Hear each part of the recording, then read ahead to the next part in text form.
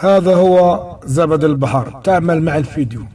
من قال سبحان الله وبحمده في اليوم 100 مرة غفرت خطاياه ولو كانت كزبد البحر. هذا هو زبد البحر.